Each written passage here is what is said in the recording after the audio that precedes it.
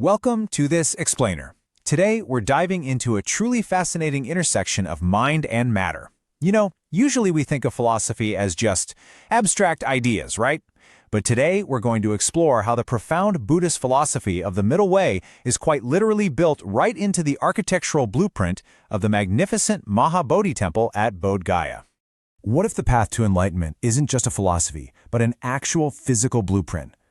Usually when we picture ancient teachings, we think of dusty scrolls or thick books. But what if the deepest secrets to liberating the human mind were actually written in brick and stone? Well, that's exactly what we're going to decode today, using the structured space of the temple itself to map out the journey to awakening. All right, part one, the physical epicenter. Let's get right to the source. So we're starting our journey at the literal, exact geographical coordinates where Siddhartha Gautama actually reached enlightenment, way back around 589 BCE. It's wild to think about.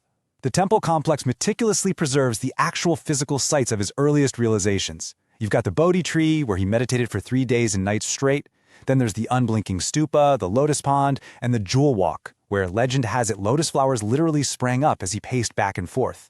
It's essentially a living, breathing record of a massive psychological breakthrough. And right at the absolute heart of all this is the epicenter, the Vajrasana, or the diamond throne.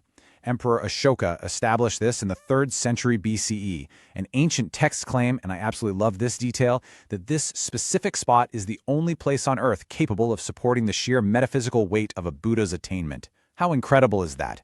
Now, over the centuries, this site evolved through literal layers of history. Down at the base, you have Ashoka's original shrine from 250 BCE.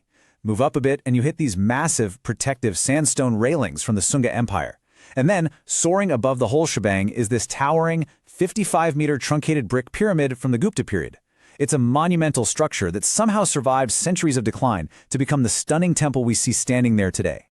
Moving on to part 2, avoiding two extremes.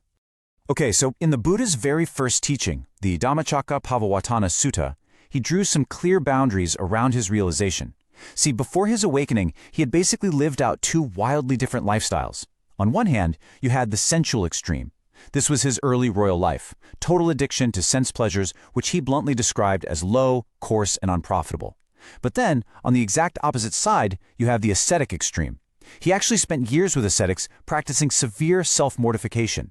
We're talking starving himself, holding his breath to the point of passing out, and guess what? He found that extreme to be equally painful, unworthy, and, again, unprofitable. So here is the absolutely crucial takeaway. The middle way isn't just some lukewarm 50-50 compromise between partying and starving. Not at all. It's the complete and total avoidance of both of those destructive extremes.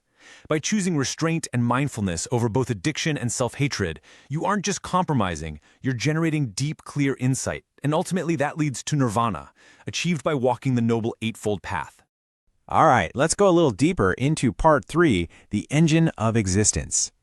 To really wrap our heads around this breakthrough, we kind of need to look at how reality itself functions. The big concept here is pratitī samutpada, or in English, dependent origination. Basically, it means existence is a flowing current.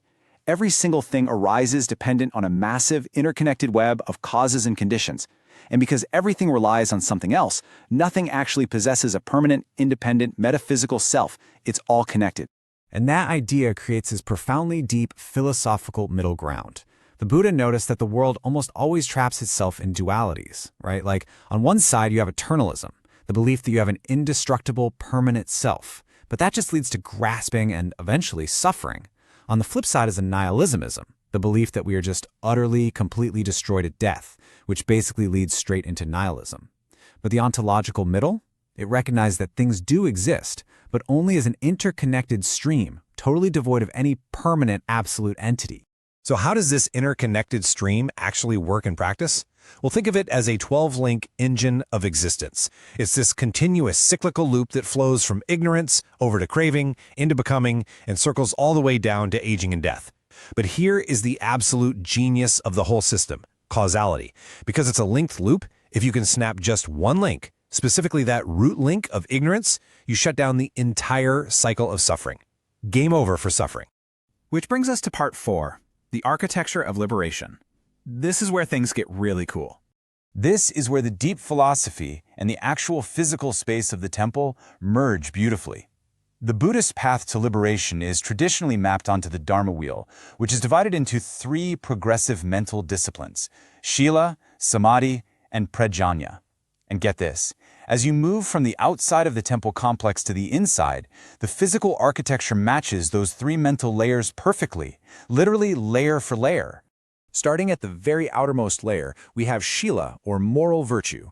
Mentally, this is the discipline of abstaining from harmful behaviors through right speech, right action, and right livelihood. Architecturally, this corresponds to the outer Sangha railings. Just like those heavy, solid stone railings protect the sacred inner space from the noisy chaos of the outside world, practicing moral discipline protects your mind from the chaos of unwholesome actions. Then, moving inward, we hit Samadhi, or meditation. Mentally, this is all about unifying and centering that busy, wandering mind through right effort, right mindfulness, and right concentration. Physically, this is the main temple complex itself. Think about it. As a pilgrim physically moves inward from those outer railings, maybe practicing walking meditation along the pathways, they are physically acting out the mind's inward journey towards singular focus and deep calm. And finally, we arrive right at the core, prajna, or insight and wisdom. Mentally, this represents the direct realization of ultimate truth. And what sits at the exact physical center of our temple complex? The Vajrasana, the diamond throne. Arriving at that physical epicenter perfectly mirrors the mind finally arriving at reality. The physical journey in stone and the mental path to enlightenment share the exact same architecture. It's brilliant. Now, what makes this structure so incredibly powerful is how universal it is. Over the centuries, later Buddhist traditions like Theravada and Mahayana definitely diverged a bit in their ultimate goals, whether you're aiming for arhatship or delaying nirvana to stick around and liberate all beings as a bodhisattva. But underneath all those differences, that core sequential mastery of Shila, Samadhi, and Prajna remains their shared bedrock. The architectural foundation holds completely true, no matter which philosophical vehicle you happen to be riding. Which leads us nicely to our final section, Part 5, an unbroken lineage. So what does this ancient connection between philosophy and physical stone actually mean for us today? Well, from Emperor Ashoka's very first marker in 250 BCE, all the way to modern restorations, this space has remained the living, beating navel of the Buddhist world. I mean, the Bodhi tree standing there today is quite literally a direct descendant of the original root. It's a powerful reminder that as long as the middle way is walked by actual people, the architecture of awakening endures, both out there in the world and right here in the mind. The Buddha's realization at this very spot fundamentally shifted how humanity understands reality itself. There's a quote from the Katsaganagoda Sutta that sums it up perfectly. The world is for the most part shackled by attraction, grasping, and insisting. Avoiding these 2 extremes, the realized one teaches by the middle way. He essentially showed us how to exist without desperately clinging to things, but also without falling into cynical despair. It's a perfect, dynamic balance. So, I want to leave you with a thought to chew on today.